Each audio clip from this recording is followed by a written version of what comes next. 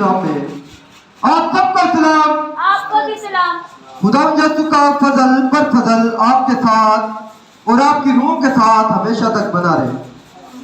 हम जितनी प्रस्तिश की खुदा बाप ने बाखूर की मालिक कबूल की। और वक्त है कि कलाम खुदा का, कलाम खुदा में से जो मैंने मौजू या उन्वान रखा वो इसलिए रखा कि लोग यानी कि अहले ज़ुबान यानी कि हुकूमतें यानी कि इंसान आज अपने उस खुदा को नहीं जानता जिस खुदा ने उसे बनाया या जिस खुदा ने उसे पैदा किया या जो खुदा इस कायनात को चलाता है। क्या कुमार जिसे जैसे बर्तन है, बर्तन अपने बनाने वाले से कह सकता है कि तूने मुझे ऐसा क्यों बनाया या तू कौन है जो मुझे बुलाता है। महाराज इंसान सवालात करता है कि खुदा ने क्यों बनाया, यानी कौन है खुदा जो मुझे बुलाने वाला है। इंसान अपने उस खुदा को, अपने बनाने वाले को, अपने पैदा करने वाले को नहीं जानता। लोगों ने, आदम बाप ने अपने लिए खुदा बटोर लिए हैं। कोई कहता है कि ये खुदा है, कोई कहता है कि वो खुदा है। कोई चांद की प्रस्तिश करता है, कोई सूरज की प्रस्तिश करता है, कोई लकड़ी की प्रस्तिश करता है। ज़बूर 115 में लिखा है उनके खुदा उनके हाथों से तैयार किए हुए हैं। उनके गले तो हैं मगर बोलते नहीं, उनकी आंखें तो हैं मगर देखती नहीं, उनके खुदा के पांव तो हैं मगर चलते नहीं, उनके खुदा के हाथ तो हैं मगर काम नहीं करते।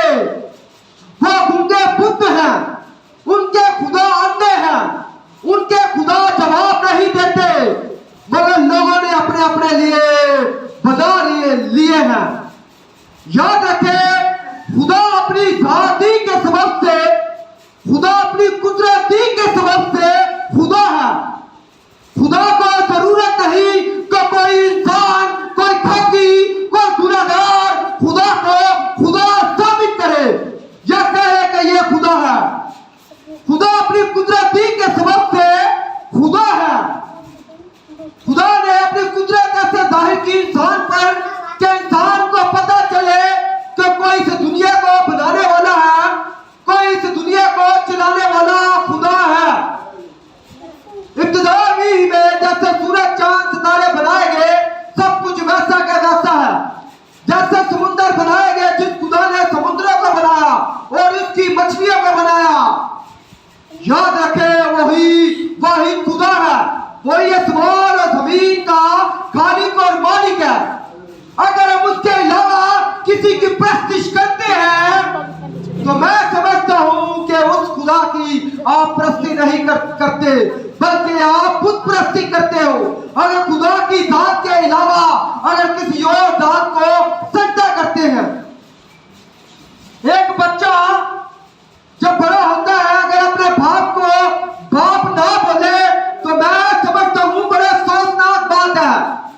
ये बड़े अफसोसनाक बात है, ये बड़े ऐसा कह ले कि बड़ी दुख की बात है। आज भी इंसान बढ़ता चला जा रहा है, मगर वो खुदा को खुदा नहीं कहते। वो अपने अपने लिए अलग अलग खुदा बना बैठे हैं और उनको ये खुदा कहते हैं। मगर याद रखे जिस खुदा ने आदम को बनाया मिट्टी से वही खुदा है। इब्राहिम जिसके पीछे, जिस औलाद के पीछे चलता रहा वही खुदा है। बताना यह चाहता हूं कि जो खुदा है उसने अपनी कुदरत के वसीले से खुद को खुदा साबित किया। खुदा ही अंदर किया के खोलता, खुदा ही लंगड़ों को चलाता, खुदा ही मुर्दे जिंदा करता, खुदा ही बादलों के साथ आएगा, खुदा ही अदालत करेगा। ये सब काम कौन करेगा जी? खुदा। हम आज उस खुदा को जानेंगे कि ये खुदा कौन है, इसका नाम क्या है। हमें आज का जो हमारा मौजू है वो है यीशु खुदा का कैसा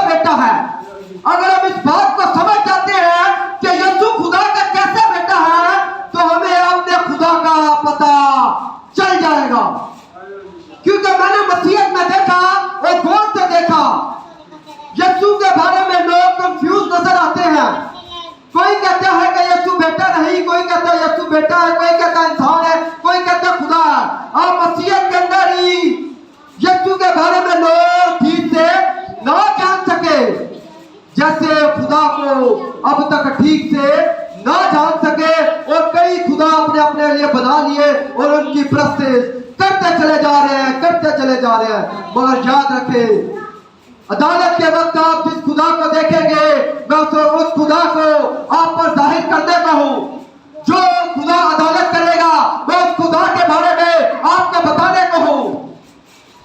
तो अच्छा ये है मरने के बाद खुदा को जाने, अच्छा ये है कि जीते ही जी अपने खुदा को जान ले, क्योंकि मरने के बाद दौड़ कहता है कि कोई भूखा बाकी ना रहेगा।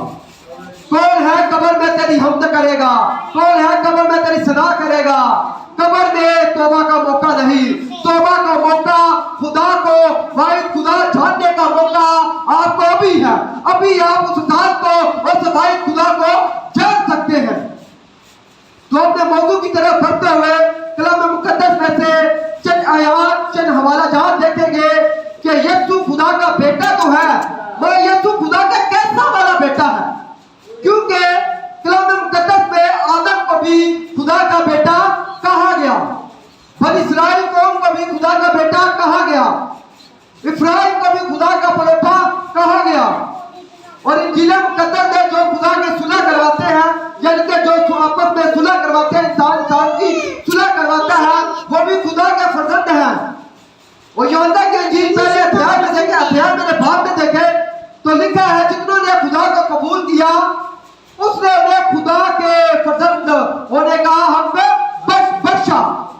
तो इन हवालों में आप नोट कर सकते हैं, हवाले यिर्मयाह 31 का 2, खुरूज 4 का 22 से 27, मत्ती 5 का 2, यूहन्ना 1 का 12। याद ये हवाला जात है, आप देख सकते हैं कि इंसानों को भी खुदा का बेटा कहा गया, जो सुलह करवाते हैं वो भी खुदा के बेटे हैं। अगर अय्यूब की पुस्तक पढ़े तो वहां पर फरिश्तों को भी खुदा का बेटा कहा गया। और यीशु के लिए भी हम जानते हैं कि कहा गया कि ये खुदा का बेटा है। सब बेटे हैं, हम भी बेटे हैं। फरिश्तों को भी बेटा कहा गया, यीशु को भी बेटा कहा गया। अब हम इसी बात को देखेंगे कि यीशु बेटा है, मगर कैसा वाला बेटा है कि हम जैसे हैं वैसा बेटा है, जैसे फरिश्ते हैं वैसा बेटा है। इस बात को जानेंगे कि यीशु खुदा का कैसा बेटा है। देखिए, अगर यीशु अपने आप को सरुए जमीन पर जब यीशु था, तो मैं यीशु अपने आप को बेटा कहता है, जैसे हम कहते हैं बेटा, तो यहूदियों को जरूरत नहीं थी यीशु मसीह को कत्ल करने की, क्योंकि यहूदी भी अपने आप को क्या कहते हैं, खुदा का बेटा। और जब यीशु अपने आप को खुदा का बेटा कहता है, तो यहूदियों को क्यों जरूरत पड़ी कि यीशु मसीह को कत्ल करे। इसका मतलब है यीशु बेटे से बढ़कर कुछ अपने आप को कहता था, बेटे से ज्यादा अपने आप को कुछ पेश करता था, बेटे से ज्यादा अपने आप को साबित करता था। इसलिए यहूदी यीशु मसीह को कत्ल करना चाहते थे। इसलिए उस वक्त की आवाज यीशु मसीह को हलाक करना चाहती थी। कलाम मुकद्दस में सवाल यह बनता है कि यहूदी यीशु को क्यों कत्ल करना चाहते थे। क्योंकि बेटा यहूदी भी अपने आप को कहते हैं, हम भी कहते हैं, आदम भी बेटा, फरिश्तों को भी बेटा कहा गया। अगर यीशु भी अपने आप को बेटा कहता था, तो यहूदियों को क्या जरूरत पड़ी उसको मारने की। अब यीशु को यहूदी मारना क्यों चाहते थे, इस बात को देखें कि यहूदी यीशु मसीह को मारना क्यों चाहते थे। कलाम मुकद्दस में यीशु अपने लिए एक अल्फाज यूज करता है, एक वर्ड यूज करता है, जो कलाम मुकद्दस के अंदर, इंजील मुकद्दस के अंदर सिर्फ यीशु मसीह के लिए इस्तेमाल किया गया। और यीशु मसीह अपनी जात के लिए वो अल्फाज खुद इस्तेमाल करते थे। वो अल्फाज है इब्ने आदम।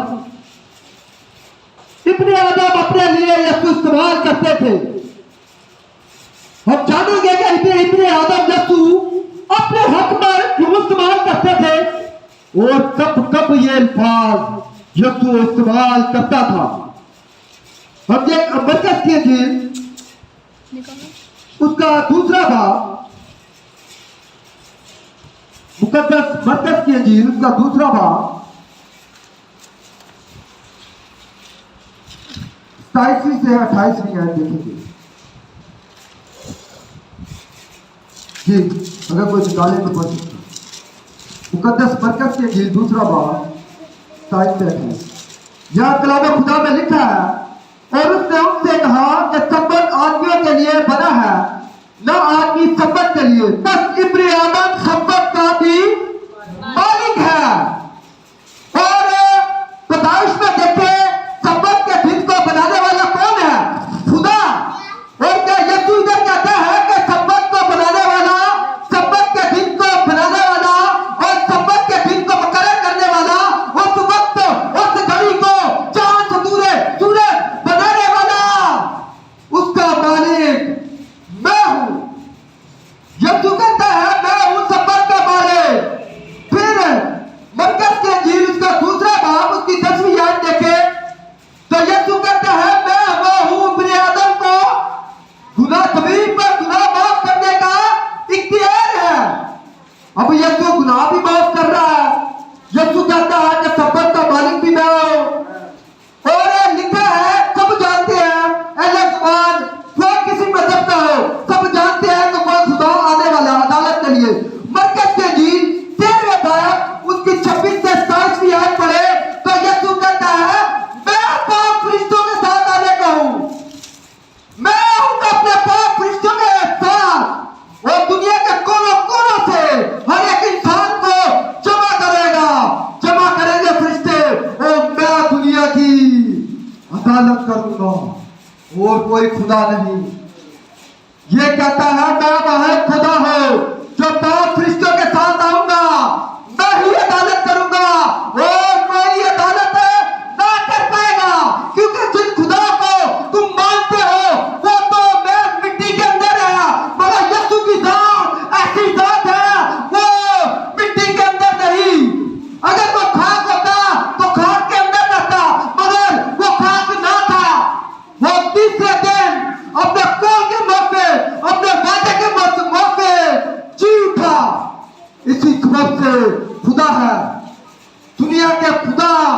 कोई भी कहे कि हमारा खुदा सच्चा है मगर वो मिट्टी के अंदर है, कोई कहे हमारा खुदा ऐसा है मगर वो मिट्टी के अंदर है, कोई खुदा कहे हमारा खुदा ऐसा है मगर वो मिट्टी के अंदर है। वो खाक है, खाक। अगर यीशु खाक होता तो जमीन के अंदर अभी तक पड़ा रहता, मगर यीशु खाक ना था। यीशु कहता है अदालत का इख्तियार मेरे पास है, मैं आऊंगा। और मुकाशवा की किताब उसका पहला बाब उसकी 7वीं से 8वीं आयत देखे तो आने वाला सब जाहिर है मुकाशवा की किताब के अंदर ये कौन है। मुकाशवा की किताब उसका पहला बाब उसकी 7वीं से 8वीं आयत, यहां पर लिखा है देखो वो बादलों के साथ आने वाला है कौन? यीशु। और हर एक आंख उसे देखेगी। किस खुदा को देखेंगे? यीशु को। और जिन्होंने उसे छेड़ा था, यानी कि उस वक्त जिन्होंने उसे सताया था, उसके मारी चेहरे पर थूका था, उसको मारा, सताया। कहता है कि जिन्होंने मुझे छेड़ा था वो भी देखेंगे और जमीन के सब कबीले उसके सबब से छाती पीटेंगे। अगर के बेशक आमीन। यीशु कहता है कि जिन्होंने सताया था मुझे, आज भी जब हम गुनाह करते हैं तो यीशु को सताते हैं, यीशु को अफसोस ना करते हैं। तो जिन्होंने उसे छेदा था देखे वो भी देखेंगे, जमीन के सब कबीले उसके सबब से छाती पीटेंगे। क्यों छाती पीटेंगे? कहेंगे हाय ऐसे पूरी जिंदगी किसे हो भी इबादत करते रहे, किसे हो खुदा मानते रहे, चांद सूरज खुदा की प्रस्तुति की, किसी ने किसी की प्रस्तुति की, किसी ने किसी की प्रस्तुति की। उस वक्त जब अदालत का वक्त आएगा लोग शर्मिंदगी उठाएंगे, जो कहते हैं कि यीशु खुदा नहीं, उस वक्त इनको शर्मिंदगी उठानी पड़ेगी, क्योंकि उस वक्त सख्त पर यीशु होगा जिसके पास अदालत का इख्तियार है। Hallelujah, hallelujah. यीशु है जिसके पास अदालत का इख्तियार है और कोई खुदा नहीं। और कोई खुदा नहीं। यीशु फकी और फरीसी यीशु को क्या कहते हैं? यूहन्ना की इंजील उसका 5वां बाब उसकी 18वीं आयत।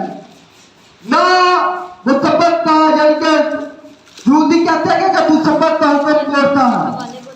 ये हवाला मैं चाहता हूं कि पढ़ी ले, बहुत अच्छा हवाला।